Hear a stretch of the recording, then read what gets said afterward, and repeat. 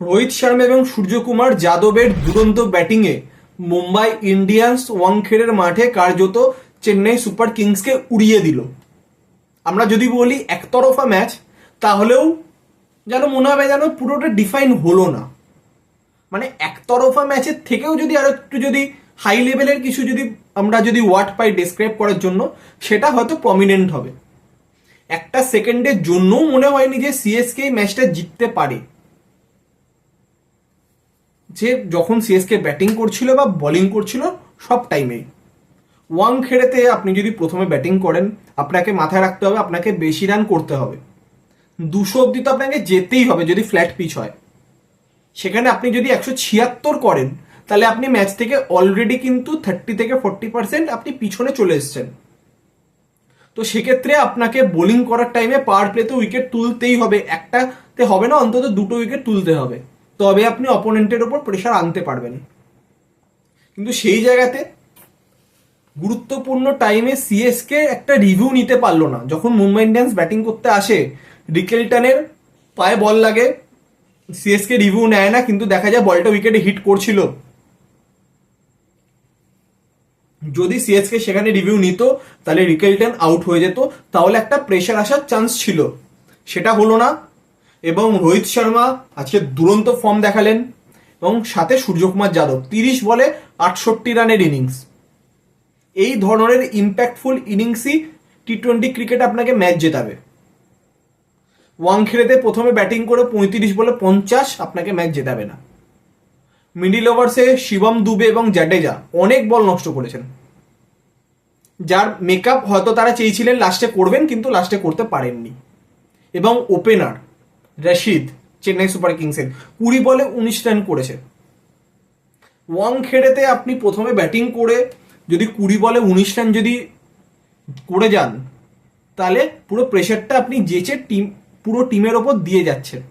সেই জিনিসটাই হয়েছে। তো প্রথমে হার্দিক টস জিতে বোলিং করার সিদ্ধান্ত নেয়। অতি অবশ্যই ওয়াংখেড়েতে যেই টস জেতে সে বোলিংই করে। তো প্রথমে ব্যাটিং করে 176 করে চেন্নাই। রশিদ করে 20 বলে 19, রবীন্দ্রা 9 বলে 5। এখানে আয়ুষ নতুন যে প্লেয়ারকে 3 নম্বরে আজকে নামানো হয়, তিনি দুরন্ত ব্যাটিং করেন। এই 17 বছরের ছেলেটি 15 বলে 32 রানের ইনিংস।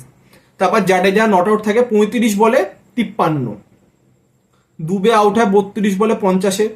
ধোনি 6 বলে 4 রানে আউট হয়ে যায়। ওভারটার্ন 3 বলে 4 রানে নট আউট থাকে। এখানে অনেকে বলবে যে জাডেজা তো নট আউট ছিল, ভালো খেলেছে, কিন্তু 35 বলে 53 আপনার ওয়াংখেড়েতে চলবে না। সেখানে অন্তত আপনাকে এই 35 বলে 65-70-এর কাছাকাছি আপনাকে যেতে হবে। এবং দুবে তাকেও আরো 10-15 রান কম করে বেশি করা উচিত ছিল। যেভাবেও রানটাকে 200 অব্দি নিয়ে যাওয়ার প্রয়োজন ছিল, সেটা করতে পারেনি দল। এবং এখানে গুরুত্বপূর্ণ মিচেল সান্তনার 3 ওভার যে টাইট বোলিং করেছেন, 14 রান দিয়ে 1 উইকেট, খুব গুরুত্বপূর্ণ ছিল। তিনি 1 উইকেট নিয়েছেন। দীপক চাহার 1 উইকেট নিয়েছেন। 1 উইকেট নিয়েছেন অশ্বিনী, এবং 2 উইকেট নিয়েছেন জসপ্রীত বুমরা।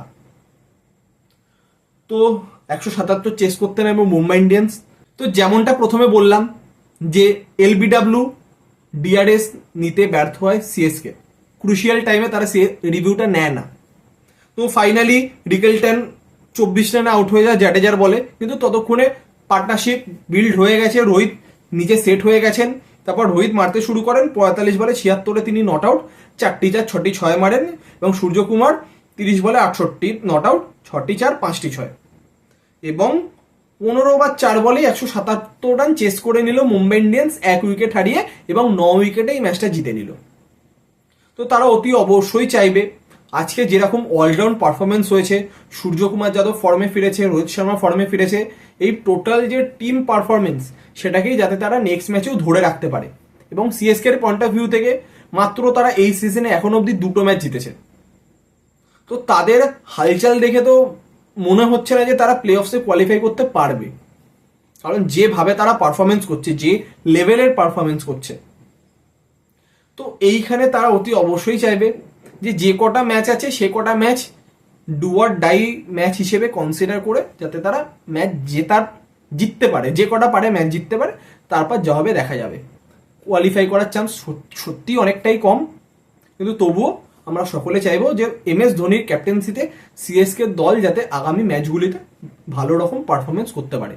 তো এই ছিল ওয়াংখেড়েতে সিএসকে ভার্সেস এমআই ম্যাচের বিস্তারিত আপডেট। তো কাল ইডেন গার্ডেন্সে কেকেআর এর খুব গুরুত্বপূর্ণ ম্যাচ এগেনস্ট গুজরাট টাইটান্স। গত ম্যাচে জঘন্য হারের পর কালকে কেকেআর অতি অবশ্যই চাইবে বাউন্স ব্যাক করতে, ভালোভাবে পারফর্ম করতে। তো কালকের ম্যাচের বিস্তারিত আপডেট অতি অবশ্যই দেখা হবে নতুন ভিডিওর মাধ্যমে। তো এখনকার মতো এতটাই।